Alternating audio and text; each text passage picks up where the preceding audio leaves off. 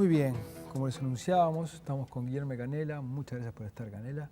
Asesor de la UNESCO, integra el comité consultivo. Es un tema polémico porque cuando uno dice, bueno, vamos a regular las imágenes que se emiten por televisión, enseguida empieza a sonar la palabra censura, ¿no? A nivel internacional, ¿qué se entiende por violencia que pueda afectar a los menores de edad en la televisión? Bueno, buenas noches, muchas gracias por la invitación. Creo que es un placer para UNESCO con este debate, siempre a la hora de este debate. Por supuesto que no hay un entendimiento global sobre lo que sea violencia en la pantalla y cómo ella puede afectar a niños, niñas y adolescentes, ¿no? Lo que sí es más o menos presente en las varias democracias era la regulación de la violencia en la pantalla. Y una recomendación del sistema de Naciones Unidas que este tema sea regulado. Pero lo que se entiende específicamente por violencia es una variante de culturas para la cultura. Por ejemplo, en la televisión, en la normativa Televisión Sin Fronteras de Unión Europea, se utiliza el concepto de violencia gratuita para esta regulación. En el caso de órgano regulador de Reino Unido, el Ofcom, ellos hacen definiciones muy específicas, lo que es truculencia, lo que no se puede, etcétera, y para que en la visión de este órgano regulador sea más fácil a los radiodifusores, a las empresas de televisión y radio entender lo que el órgano regulador piensa que es violencia. Pero hay países, por ejemplo, como Estados Unidos, que por cuestiones culturales, etcétera, no regulan violencia, pero regulan muy fuertemente sexo y nudez. Creo que todos se acuerdan que hace unos años, en la final de Super Bowl, las emisoras fueron multadas por el órgano regulador, que allá se llama FCC, porque Janet Jackson expuso un seno, sí, lo que en otros países no sería tan regulado. Lo que sí la normativa internacional dice es que hay que tener una preocupación con el desarrollo integral de niños, niñas y adolescentes. Y los países entienden esto de distintas formas, ¿no? Entonces es difícil contestar a la pregunta que se entiende específicamente por violencia. Lo que sí la investigación internacional muestra es que hay impactos en el desarrollo integral de los niños cuando están muy frecuentemente sometidos a programación violenta. Hay investigaciones bastante sólidas en este sentido en el escenario internacional y por eso la recomendación de que se mire este tema con bastante cuidado, siempre haciendo este equilibrio entre la regulación democrática de los medios y intentar con que la libertad de expresión sea protegida. Cuando usted habla de estar sometidos a imágenes violentas, lo primero que me viene a la cabeza es ¿quién es que lo somete? Si la televisión por emitir, o los padres por permitir que ese niño esté sentado frente al televisor, digamos, ¿no? Porque hoy por hoy, a través de internet, por ejemplo, uno puede regular la televisión, pero a través de internet un niño, si el padre o la madre lo deja, puede estar también expuesto a imágenes terribles, ¿no? Entonces, hay un papel muy fuerte de las familias en todo esto. Claro, sin duda. O sea, no podemos tratar estos temas como cuestiones sencillas ni tampoco como soluciones aisladas. O sea, la solución regulatoria que adoptan algunos estados no puede estar desconectada de otras políticas públicas. Por ejemplo, políticas públicas de educación para los medios que tienen que involucrar a la familia, lo que significa, por ejemplo, trabajar el tema Internet dentro de los hogares, ¿no? Entonces, la solución regulatoria no es la salvación para el tema, es un elemento que tiene que estar dentro de un proyecto complejo de políticas públicas que involucra educación, involucra la relación con la familia. Entonces usted tiene razón, los horarios de protección a niños, niñas y adolescentes históricamente tienen como perspectiva la idea de que los padres y madres están cada vez más fuera de los hogares porque trabajan. Entonces la idea es que el Estado ayude a la familia a tomar su decisión, porque si el padre o madre no está en la casa para orientar a sus hijos en los horarios en que están trabajando, tampoco es fácil decir son los padres o los culpados por el tema. Entonces, la idea de los horarios de protección es decir, mira, padre y madre, en este horario usted puede estar más o menos seguro que no van a tener contenidos complicados para el desarrollo de sus hijos, pero después de este horario, por supuesto que debe ser la decisión de la familia permitir o no que sus hijos tengan acceso. Y mismo fuera del horario de protección, siempre una familia va a poder alquilar, por ejemplo, un video o un DVD que no es, que no debería ser adecuado para niños y decir, mira, pero mi hijo va a ver esto porque es mi decisión. Y el Estado, felizmente, no va a tener un policía en la casa de cada familia diciendo, tu hijo puede ver esto. No. Entonces, hay que manejar este tema con cuidado, pero hay que reconocer que el escenario social cambió mucho en los últimos años y cada vez más los niños y adolescentes están solos en varios momentos del día por la situación económica laboral, ¿no? Una cosa digamos, que generó una cierta polémica fue que el anuncio de que los informativos de televisión, los informativos, iban a estar dentro, ya están dentro del horario de protección al menor. Vamos a ver unas imágenes que nosotros habíamos preparado en un informe que era amplio sobre violencia en la televisión y que simplemente seleccionamos un par de ellas, a ver si las podemos pasar. Son imágenes internacionales. Ahí está, esa es la ejecución de Gaddafi, una imagen muy conocida que recorrió el mundo, y esta es de la revolución en Egipto. Son imágenes terribles, ¿no? De una violencia, fíjese eso, ¿no?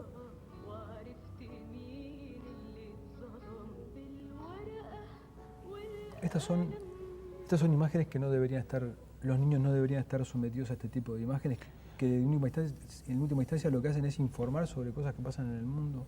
Sí, bueno, primero, no hay consenso internacional sobre si los informativos deben o no deben estar en el horario de protección, ¿no? Algunos países sí los colocan en el horario, otros no. Pero hay mismo los países que no, muchos países que no incluyen los informativos en los horarios, tienen otras formas de regular el tema. Por ejemplo, algunos países exigen que los conductores de programas periodísticos, como es tu caso, avisen a las familias que algunas escenas complicadas para niños o que van a ser emitidas, ¿no? Entonces, otra forma de regular no incluyendo en el horario de protección.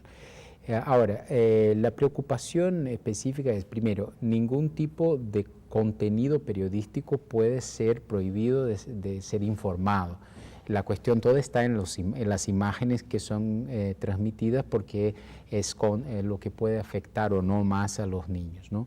Y ahí la cuestión está en qué tipo de tratamiento que se deben tener a estas imágenes para que en los horarios donde se tiene certeza que hay más niños mirando, tenga el más pequeño impacto posible, ¿no? Y por supuesto, siempre haciendo un balance con lo que es fundamental para la protección de la democracia como un todo, o sea, que la información es fundamental para la democracia, sobre todo si tiene que ver con discurso político. En general esto es protegido y es tratado como una excepción. Por ejemplo, manifestaciones como la de Egipto, en general son protegidas, o sea, pero esto es muy distinto de pasar la escena de un cadáver o pasar tantas veces la escena del robo de un restaurante o del asesinato de una persona, ¿no? O sea, ahí hay que manejar muy bien la repetición, la cantidad de veces, el tipo de exhibición que se está haciendo de aquel contenido específico. Tampoco hay un número mágico, digamos, en el que hasta aquí está bien y más allá está mal. Por eso, exactamente, pero hay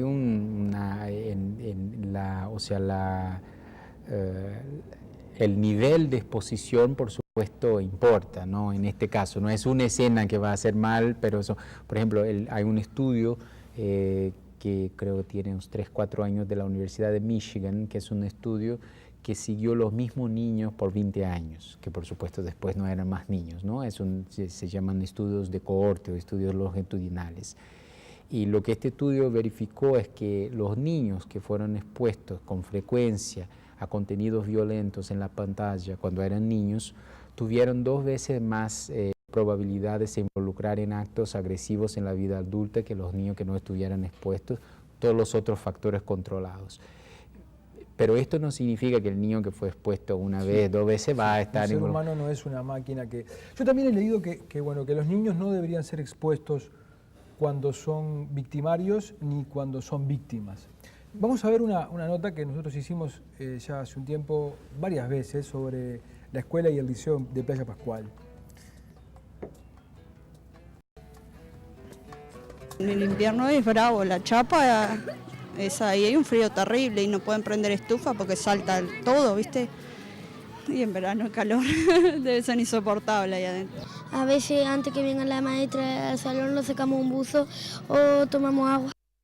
De alguna manera lo estamos exponiendo a este niño, pero es el Estado, en este caso, el que lo está agrediendo, metiéndolo adentro de un contenedor, dándole clases adentro de un contenedor donde sufre calor, y que desde el punto de vista periodístico, darle la voz a ese niño que es una víctima es una cosa que está bien. Entonces uno empieza a decir, ¿dónde ponemos el límite? ¿Hasta qué momento cuando un niño es víctima lo podemos exponer y cuándo no? Sí, bueno, lo que la mayoría de los países regulan en términos, de nuevo, de la experiencia comparada son los niños, niñas y adolescentes que están expuestos a situaciones de violencia física o sexual, ¿no? O sea, es claro que ahí es una mala política pública, es una forma de violentar al niño de alguna manera, pero no creo que sea exactamente el concepto de violencia psicológica, física y sexual. Lo que quiere decir que el propio que lo violenta, que es el Estado, es el que luego regula cuándo el niño, al ser violentado, puede o no ser expuesto. Sí, pero el criterio en este sentido de la imagen que no puede ser expuesta creo que está bastante consolidado en la Convención de los Derechos del Niño, y si no estoy equivocado mismo en el Código de la Niñez acá. Estamos hablando de niños que o practican violencia, son victimarios o son víctimas, ¿no? Violencia sexual o de otra orden. Ahora, la cuestión que se coloca ahí en este caso, que más que este específico visión de imágenes de niños que están que son víctimas o victimarios de casos de violencia y casos de explotación y abuso sexual, es el tema del el mismo que usted me preguntaba en el inicio. ¿Cuál es el rol de las familias cuando los niños están expuestos por ejemplo, a una entrevista periodística? O sea, ¿la familia está autorizando o no esta participación del niño en este caso específico? ¿El niño tiene conciencia de lo que significa estar participando en una entrevista o no? Entonces, en este caso me parece que ahí hay mucho más, tiene que ver con la ética periodística, de cómo trabajar este tema de que una regulación estatal, ¿no? Usted, digamos, que ha tenido experiencia en otros países, ¿no ha vivido, digamos, la pulsión que hay en los estados por controlar a los medios? Claro, por eso que en nuestra participación, por ejemplo, en el escenario uruguayo está condicionada a que el proceso esté en línea con la legislación internacional. Y la legislación internacional es básicamente el artículo 19 del Pacto de Derechos Civiles y Políticos, que dice, bueno, la libertad de expresión tiene que ser protegida, etcétera, etcétera, y estas son las condiciones, y establece algunas condiciones, ¿no? Ahora, si por un lado hay riesgo, y siempre hay riesgo de censura, por eso tenemos que estar muy atentos, y no estoy hablando de Uruguay, estoy hablando de todas las partes, o sea, mismo en países con democracias de 300 años hay casos recientes que parecen censura, entonces hay que estar siempre vigilantes en este proceso. Si esto es verdad, también es verdad que es posible regular los medios de comunicación sin practicar censura. Entonces, no es una cosa que o tenemos una completa desregulación sin ninguna ley para el tema, o entonces tenemos censura. Esto no es verdad. Es posible encontrar una regulación, y por eso que todas las democracias de hecho regulan con órganos reguladores independientes. Yo traía aquí el ejemplo del seno de Janet Jackson, fue una multa de $500.000. ¿Se está pensando en qué tipo de multas aquí?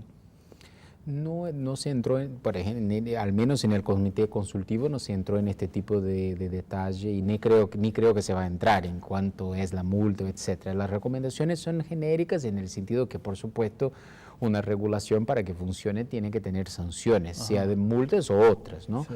Y que... Normalmente son económicas, digamos. sí, pero en algunos países, por ejemplo, en Canadá, en Inglaterra, la experiencia muestra que las sanciones morales, o sea, que obligan, por ejemplo, los medios a vehicular que hubo una sanción del órgano regulador, funcionan. Muy raramente llegan a las sanciones económicas. Los medios no quieren estar exponiendo el tiempo todo que sufrieron una sanción moral, o sea, de que tienen que publicar, que discumplieron la regla, tal. ¿Y cómo se Entonces, controla? ¿Hay alguien mirando todo el tiempo? ¿Cómo es? ¿Cómo se controla eso? en general el control es ex post, ¿no? Después que ya pasó, porque no Obviamente. sería una censura previa. Obviamente. Y en la mayoría de los países es por denuncias de la población Ajá. y por algún tipo de monitoreo randómico, ¿no? O sea, aleatorio, no quiere decir que todo el tiempo están mirando. Ahora, para que esto funcione, sobre todo el tema de las denuncias, es fundamental que la sociedad conozca sus derechos, porque en muchos casos no hay denuncia porque la sociedad tampoco sabe cuáles son las regulaciones. Entonces, en muchos países hay un proceso constante de informar que es derecho de la población, o sea, es derecho de una familia que su hijo víctima de abuso sexual no tenga su imagen expuesta, ¿no? ¿Cuándo lo vamos a tener esto? ¿Cuándo se va a conocer? ¿Hasta cuándo? ¿Qué plazos se han puesto? Bueno, las actas del comité son públicas, ¿no? O sea, cada reunión después de aprobada ya están disponibles. Pero la convocatoria que hizo la Secretaría de la Presidencia es por 3 meses de trabajo. Entonces, los trabajos van hasta noviembre, cuando entonces vamos Un a trabajo tener final, algo así. va a haber un final. informe final sobre este tema. Pero si me permite, es importante percibir que de nuevo, estamos con la idea de no trabajar el tema de manera sencilla. Hay la discusión del horario de protección y la violencia, etcétera, pero también hay otros temas que son importantes y que no están tanto en los diarios. Un otro tema que está más presente es la regulación de la publicidad para niños, que también estuvo presente en el debate, pero otras cosas importantes. Hay una discusión interesante sobre autorregulación, o sea, que cuanto más las propias empresas lo hagan, mejor. Hay una discusión muy positiva sobre la programación que promueve los derechos del niño y no solo el tema de la programación que hace el contrario. Entonces, ¿qué tipo de estímulos se puede hacer para que las empresas de radiodifusión públicas y privadas puedan tener más programación para niños y no menos? Este debate también va a estar. El otro es el debate de lo que llamamos educación para los medios. Cómo la sociedad puede tener más herramientas para tener una buena relación con los medios de comunicación, sea la televisión o la internet, lo que sea. Y finalmente, una discusión que a mí me parece central sobre los mecanismos de regulación independiente. O sea, bien, está la decisión es tener el horario tal y tal, pero su pregunta, ¿quién fiscaliza esto? Y la recomendación internacional es que sea uno independiente del gobierno, ¿no? Y esta discusión de cómo es este mecanismo, etcétera, también va a estar ahí. Entonces, mi impresión es que el trabajo de este comité debe ser observado en su conjunto y no en parcelas específicas solamente, ¿no? Perfecto. Canela, le quedo muy agradecido por la presencia. Nos vamos a una tanda y cuando volvamos vamos a estar hablando de Pluna, la ex Pluna.